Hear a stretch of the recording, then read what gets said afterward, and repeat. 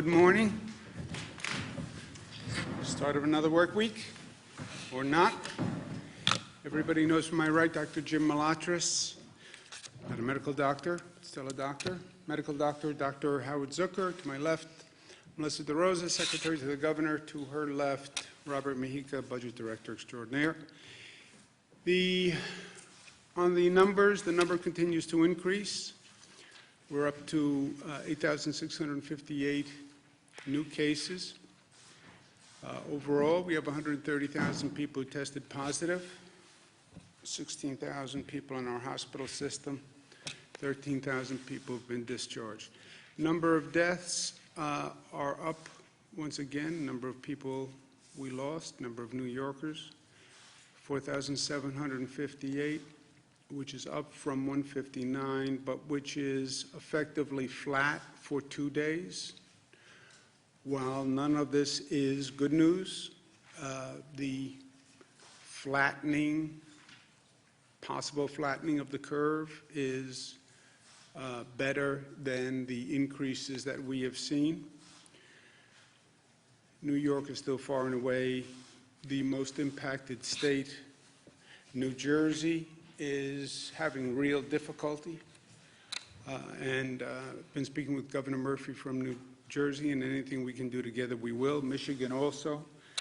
California has leveled off, and Louisiana is having a difficult time, so they're in our thoughts and prayers. Total number of hospitalizations are down. The ICU admissions are down, and the daily intubations are down. Those are all good signs, and again would suggest a possible flattening of the curve. The number of discharged is down, but that reflects the overall reduction in the numbers. Big question that we're looking at now is what is the curve? And we've been talking about cases increase until they don't. When they stop increasing, then what happens? And the projection models have a number of alternatives. Some suggest basically the curve goes up and then drops precipitously. Some suggest there's a slight pause at the top. Some suggest there's a longer pause at the top, which is effectively a plateau effect. Or again, the straight up and straight down precipitous drop, which is the peak effect. No one can tell you which will occur. They say any one of the three options. You study other countries, you've had a combination of the above. We are studying it as we have used the projection models from day one to determine actually what we do. How do we set policy and program? By following the data. Dr. Malatras has been working on the numbers, working with the statisticians and the projection models, and helping us incorporate that into an operational model. And Jim, if you want to just take a moment and speak about the projection models here, please. Great. Thank you, Governor. As the Governor said, we have been looking at projection models from the beginning to determine the size and scope and severity, and the Governor has mentioned this over his briefings. We've been working with many organizations and using the data like Imperial College, the Institute for Health Metrics and Evaluation, Cornell, McKinsey, and others. And some of the initial projections that we first saw at the beginning of this was at least 100, up to 110,000 beds for COVID patients alone. And the peak would come at the end of April. Those were some of the earliest modeling from many organizations, that it would be at the end of April, around 110,000 beds just for COVID patients. There are other models, too, that we were tracking, one being lower at about 55,000 COVID beds, but again, peaking at the end of April. We follow now that we have a pretty robust data set to go by for the last several weeks. The bottom line there, the purple line, is sort of where we are tracking today, which suggests it's a little lower. And the question was, what could you do to lower those initial projections from 110,000 and from 55,000. So a lot of the activity was, we saw where the statisticians and the folks looking at these types of models said it was going. So what activities and actions could you take to aggressively lower that overall number? And the answer really was, and what the governor has been doing, was aggressively enforce and enact social distancing to lower the overall number. And this number and the current data suggest that that is exactly what's happening. And it's not settled yet because we are going day by day, and the numbers, as the governor says, has changed a lot over the time based on what numbers come in. But this could suggest that we are indeed potentially at the apex, or beginning to be at the apex at this moment. Like the governor has said, there's been a range of models, 7 days, 14 days, 21 days, 30 days. It looks like we're towards the earlier side of that time frame based on the current projections and modeling that we've been looking at. Thank you, Jim. But you also see on these, you see on this slide where we are now, right? And it can still go any way. We could still see an increase. So it is hopeful, but it's also inconclusive, and it still depends on what we do, right? These models all have a coefficient of what we do and how successful we are at social distancing, et cetera. And from our decision-making point of view, it doesn't really matter if we've hit the plateau or not, because you have to do the same thing. If we are plateauing at a very high level, and there's tremendous stress on the healthcare system. And to say to this healthcare system, which is at maximum capacity today, right? This is a hospital system where we have our foot to the floor, and the engine is at red line, and you can't go any faster. And by the way, you can't stay at red line for any period of time because the system will blow. And that's where we are. We are at red line. People can't work any harder. The staff can't work any harder. And staying at this level is problematic. And if we are plateauing, it's because social distancing is working. So we have to make sure the social distancing actually continues. On the relieving the pressure on the hospital system, which is unsustainable at this rate, we're continuing what we call our Surge and Flex program, where we get all the hospitals on the line on a daily basis. They're all doing inventories, they're all doing data sheets, they're all on the telephone, and we're shifting among the hospitals ventilators, PPE equipment, who has gowns, who has masks, and that happens on a daily basis, that adjustment. Also, to relieve pressure on the hospital system, the Javits coming online is a very big deal. That is the relief valve for the entire downstate system. The 1,100 military personnel started to come in. 300 were sent to New York City public hospitals to help the New York City public hospital system, the H&H system, which has been under stress. The rest will be going to Javits to bring that up and running to full capacity. That transition is happening now. That is a COVID center now, started as non-COVID. It's now a COVID center. The majority of the military personnel will be coming in tomorrow and the next day. But that Javits Center is going to be a major relief valve. Second, the United States Navy ship Comfort. The original plan was that would come in for non-COVID people. The original plan was it would also be a relief valve on the hospitals, but not for COVID people, that it would take all the non-COVID patients, if you will, from the hospital system. That was the plan. As it turned out, there's not a lot of non-COVID people in the hospital system, which is a separate story, happens to be a good news story.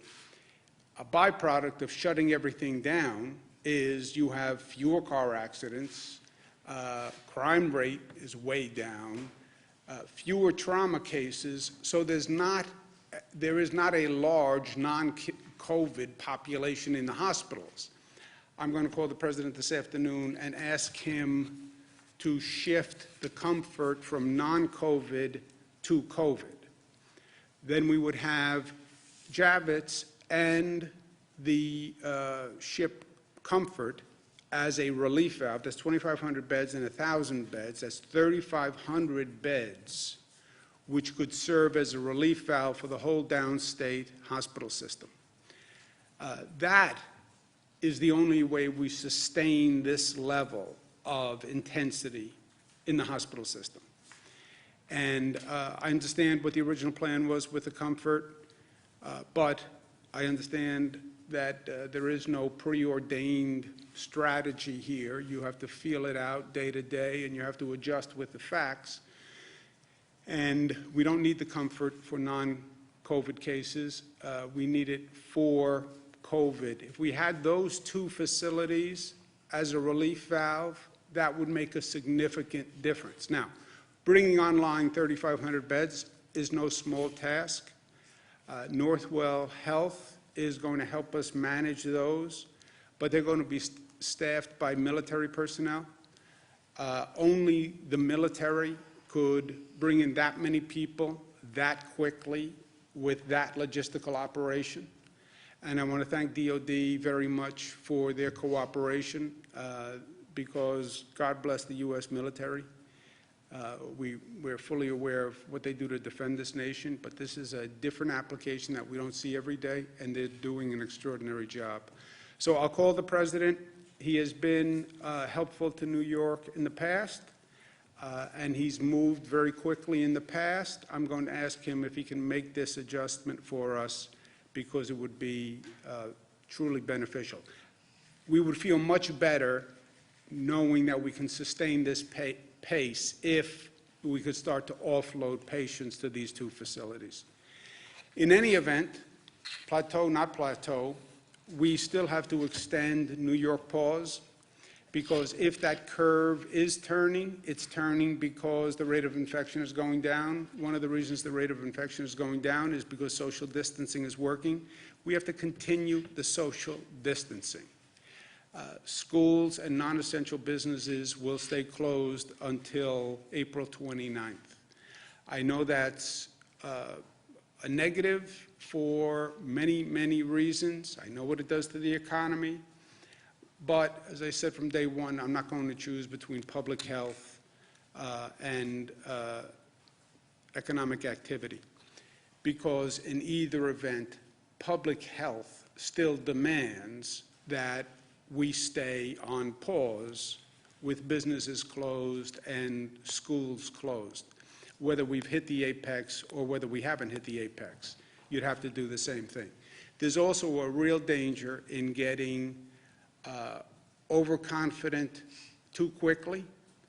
This is an enemy that we have underestimated from day one, and we have paid the price dearly. Well, the numbers look like they may be turning. Yay, it's over. No, it's not. And other places have made that mistake.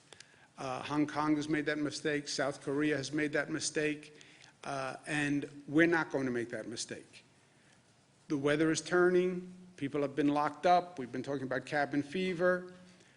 Now it's a nice day. I'm going to get out. I'm going to go take a walk. Now is not the time to do that. And frankly, there has been a laxness on social distancing, especially over this past weekend, that is just wholly unacceptable. Look, people are dying. People in the healthcare system are exposing themselves every day to tremendous risk walking into those emergency rooms. And then they have to go home to their family and wonder if they caught the virus and they're bringing it home to their family. If I can't convince you to show discipline for yourself, then show discipline for other people. If you get infected, you infect someone else, you go to an emergency room, you put a burden on all sorts of other people who you don't know and who, frankly, you don't have the right to burden with your irresponsibility. And people, especially in New York City, The level of activity is up. Partially the weather made it a nice day. I understand people have been locked up for a long time, but now is not the time to be lax. And it is a mistake. We all have a responsibility. We all have a role in this. We said that from day one. And we have to respect the role that we play. Because the role that we play is a societal obligation. That's how I see it. I want local governments to enforce the social distancing rules. The local governments are charged with enforcement. I want them to enforce them. And I want to be, frankly, more aggressive on the enforcement, because all the anecdotal evidence is people are violating it at a higher rate than before. So we're going to increase the potential maximum fine from $500 to $1,000. But it's not really about the fine. Nobody wants the money. We want the compliance. We are serious. And again, if it's not about your life, you don't have the right to risk someone else's life. And you don't have the right, frankly, to take a healthcare staff and people who are literally putting their lives on the line and be cavalier or reckless with them. You just don't have the right. And we want to thank all of the people who are getting us through this every day under very tough circumstances. And we see the illness rate among these essential workers, and we know the sacrifice they're making, and we should respect it. It's that simple. You have the first responders who are out there, your police officers who are out there, the transit workers who have to drive a bus and the train every day, the healthcare workers who are just doing extraordinary work. So let's respect them and let's help them. We're also going to set up a fund run by the Department of Health to assist the healthcare workers with expenses, costs, child care, et cetera.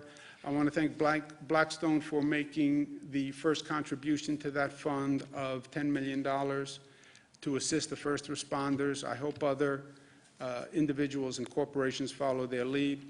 We're also very aware of the mental health aspect of this situation and the stress and the isolation that this has caused, and people are trying in their own way to grapple with what this means and what is the impact, how do you rationalize this situation. And the mental health aspect of it is very real. Headspace is going to partner with New York. They're an app. They're going to have content for New York and free membership for New York, so we thank them. But we also have an emotional support hotline. We have thousands of mental health professionals who have signed up to volunteer to provide mental health services, so we want people to make sure they know about that and it's available. I talk about perspective a lot, maybe frankly because partially I'm speaking to myself. And I had a good conversation with my daughters last night, Cara and Michaela, who are often wiser than I am and wiser than their years. It's very hard to see the number of deaths we're having. It's frightening, it's disturbing, that amount of loss. I'm the governor of New York. I see my job as preventing that kind of disturbance and negativity and loss for the people of the state. Perspective, we like to think that we can control everything. We can't. We like to think that we can fix everything and fix all the problems for people. We can't. The undeniable truth here is that this virus is a deadly enemy, and we will lose, and we are losing people who are vulnerable to the virus. That can't be controlled. That can't be fixed. Why? That's Mother Nature. That's a question that God can only answer. But control what you can. do what you can. The challenge is to make sure that we don't lose anyone who could have been saved if our healthcare system was operating fully. Don't lose anyone who you could save. That is a legitimate, ambitious goal of government. And that we have done so far. That we have done so far. Have we saved everyone? No. But have we lost anyone because we didn't have a bed, or we didn't have a ventilator, or we didn't have healthcare staff? No. The people we lost are the people we couldn't save. Not for lack of trying, and not for lack of doing everything that we could do as a society, not only as a government and as a healthcare system. So to the extent we can find peace in that, it helps me. And we are still New York tough, and New York tough means tough, but tough in a New York sense also means compassionate. It means that we are unified. It means that we are loving, because if you're really tough, the really tough guys, they're tough enough to show love, and because we're smart. And that's how we're going to get through this. Questions? State's drug trial of hydroxychloroquine and chlorine going. We've allowed usage of the hydroxychloroquine with the zithromycin pack in hospitals at their discretion. The federal government is going to increase the supply to New York pharmacies. We had a 14-day limit on how much you could buy because so many people were trying to buy it. If the federal government increases the supply to New York, which they say they're going to do, then we could lift the 14-day limit. There are a lot of people who rely on this, who were relying on it, people with lupus, et cetera. The tests in the hospital, they won't say that they're too short a period of time to get a scientific report. You know, hospital administrators, doctors want to have a significant data set before they give a formal opinion. Anecdotally, you'll get suggestions that it has been effective, but we don't have any official data yet from a hospital or a quote-unquote study, which will take weeks, if not months, before you get an official study. Is that a fair statement? So promising but not conclusive, it sounds like, On which? on that type of treatment in hospitals. Yeah, there has been anecdotal evidence that it is promising. That's why we're going ahead. Doctors have to prescribe it. There are some people who have pre-existing conditions where it doesn't work, or they're taking medication that's not consistent with this treatment. But anecdotally, it's been positive. We'll have a full test once they have a large enough sample and data set, Jesse. But anecdotally, it's been positive. And if we get an additional supply, we can, which the federal government says they're going to send. I'm going to mention it to the president, actually, when I call him this afternoon with the comfort. I'm going to make a note right now. If they increase the supply, we can lift the 14-day limit ban. Earlier today, there was the notion that the city would maybe be burying these COVID bodies in parks in New York City. Wondering, one, have you heard of that? And two, is there any way the state can lend assistance with managing these bodies? And what do you think about that? I have heard nothing about that. I've heard a lot of wild rumors, but I have not heard anything about the city burying people in parks.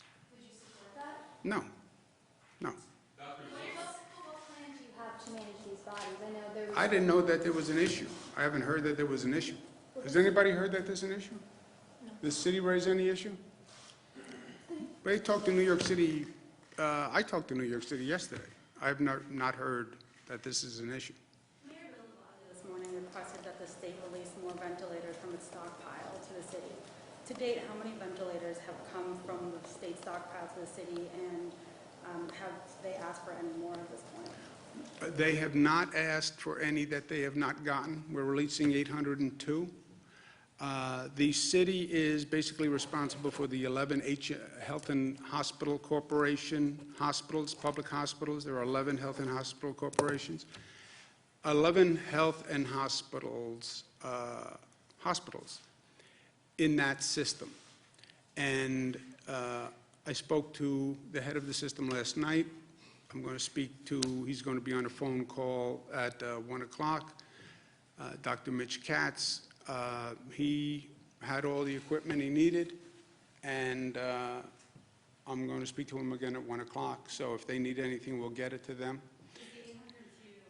Combined, like, that's how many? 802 for the downstate area. Now, every hospital will say to you, I am running low on everything, because they are low on everything, right? When we do these daily surgeon flex discussions, there's no margin for error, because we don't have any margin for error.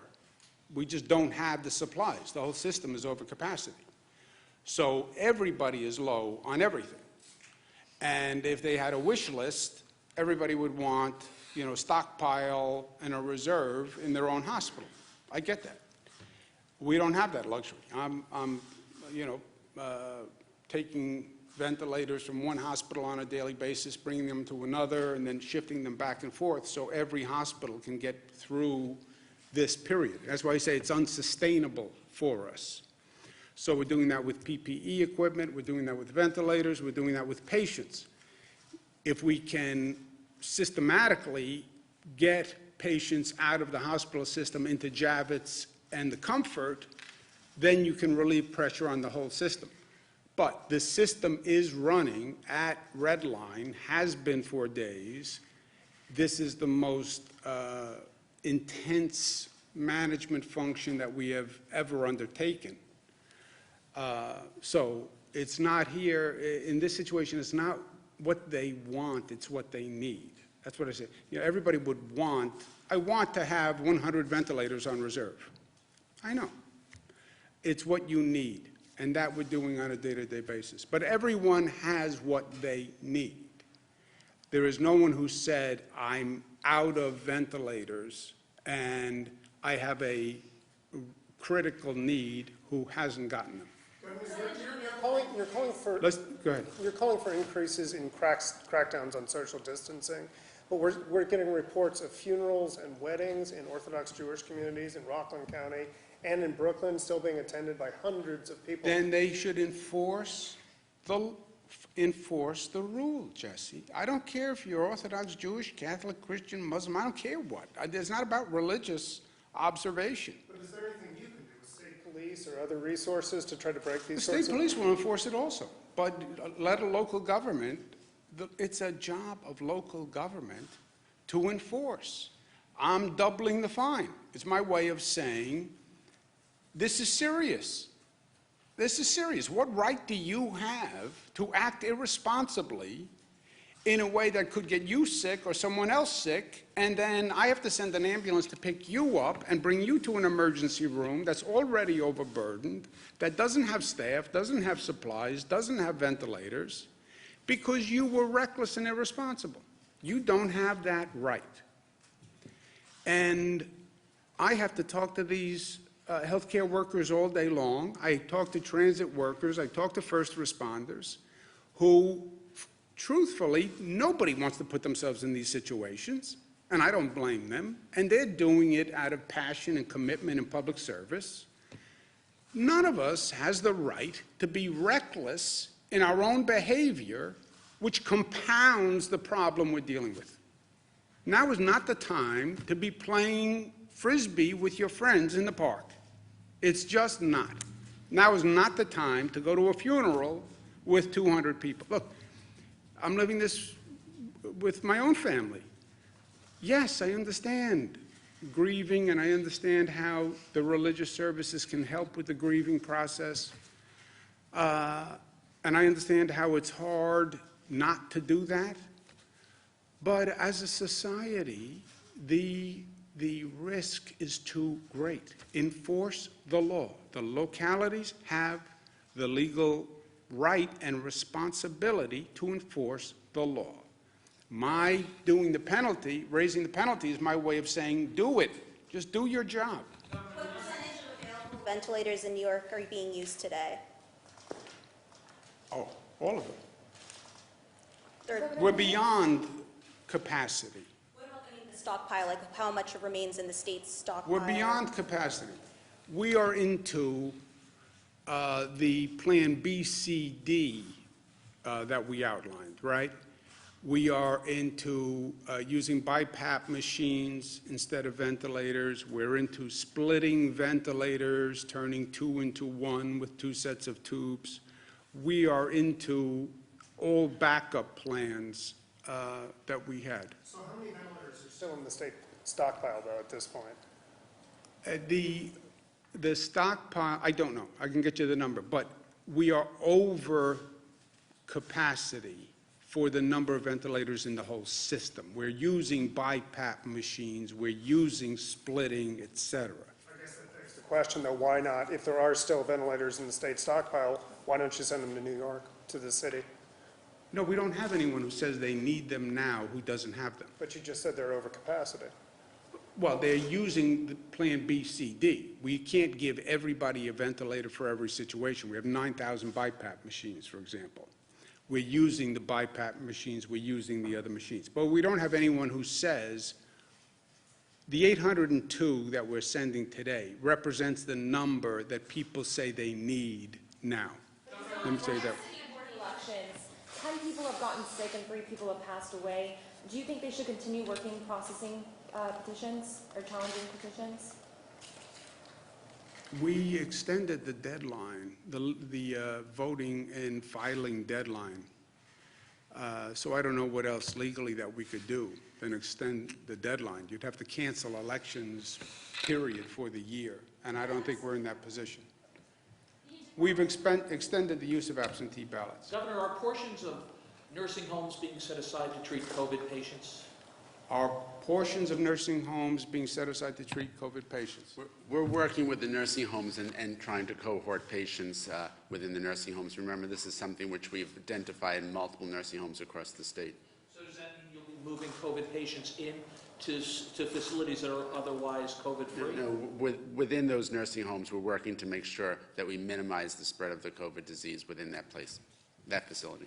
And Governor, regarding unemployment, I'm sorry. In other words, what Dr. Zucker is saying is, when you have a COVID patient who has been in that facility, they're trying to isolate the COVID patients on one side of the facility. We're not using a nursing home to treat COVID people. We're not bringing a COVID person into a nursing home. Regarding unemployment, is there any break in that log jam? And we're hearing that people who are on the hook to pay child support or spousal support who are out of work are having difficulty coming up with the money. Can the state help them out in any way? The Labor Department website, the unemployment website, do you know anything about that? Yeah, so we've now partnered with Google. We're going to be releasing a new interface by the middle of this week. They've moved from 5-day-a-week hotline to 6-day-a-week headline. They're now 7-day-a-week headline. They've expanded the hours. We've gone from 4 servers to 50 servers. They're trying to do the queue by last name so that if you're between A and D, you call on Monday, and separating them out to try to manage some of the volume. But just so everyone understands, at the peak of the 2008 crisis, the single largest day of claims was 13,000 in one day. We had 6 times that 2 days ago. So this volume is something that we've never experienced before, and it's frustrating and it's horrible and it's unacceptable, but we just ask that people remain patient, and we are working at it. We just put 300 more people in addition to the 700 people that were manning the call system. So we are trying to do everything we can to attack this issue. And most importantly, you will get your benefits going back to the date of your actual unemployment, even if there's a lag in being able to get signed up for the benefits. The Board of Regents this morning announced they were canceling the Regents that were going to be held in June. Do you agree with that decision, or are they planning? I haven't even looked at their decision on the Regents. Governor, did It sounds right, but I haven't even looked at it. The de Blasio administration canceled the pilot program to open streets for New Yorkers in order to encourage social distancing, et cetera. But they announced they're shutting that down because there weren't enough New Yorkers to justify that. What do you think about that? Was that a failure of that attempt? And also, you just increased penalties, so what's going on here? I don't know, New York City localities make decisions on their own on local issues. So I have no reason, I don't have any opinion on what the mayor did. I just don't know the facts well enough on that program. The social distancing, we have, again, hopeful news in the data that it could be slowing, plateauing, turning, but it's also dependent upon what we do and how we handle ourselves. And we know that social distancing is important. That's why I'm extending the ban on keeping businesses closed, extending the ban on schools.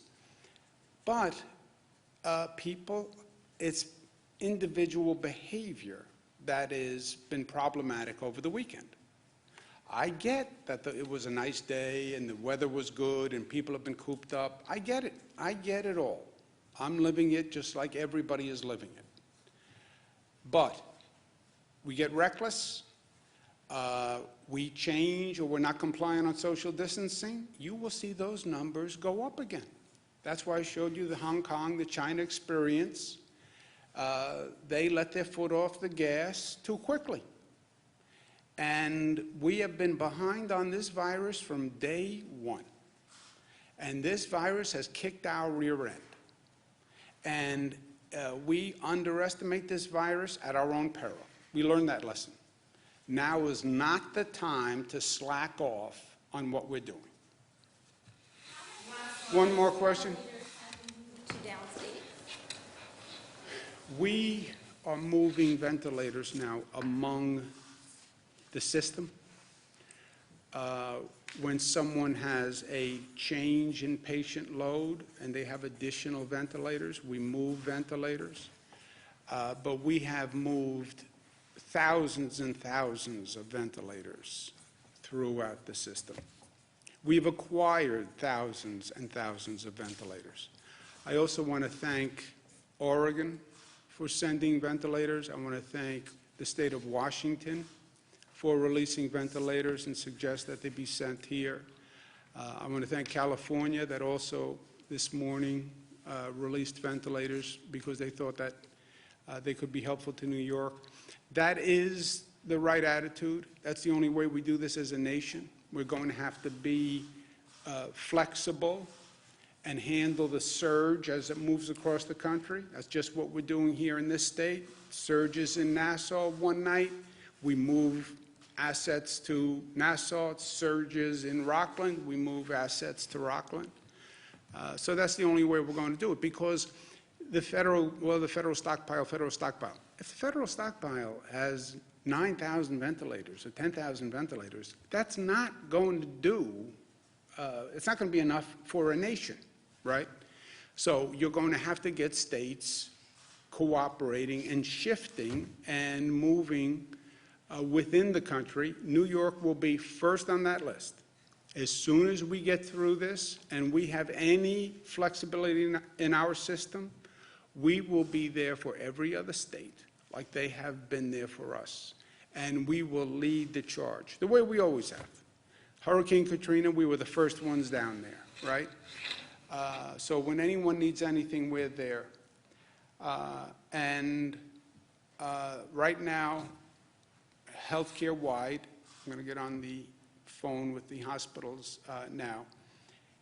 There is no hospital that needs ventilators that doesn't have ventilators. There's no hospital that needs PPE that doesn't have it within the state system. Again, they're all going to say they're running low because they are, but nobody doesn't have what they need to do their job. And that's my point on perspective. Are we managing this situation the best it can be managed? Yes.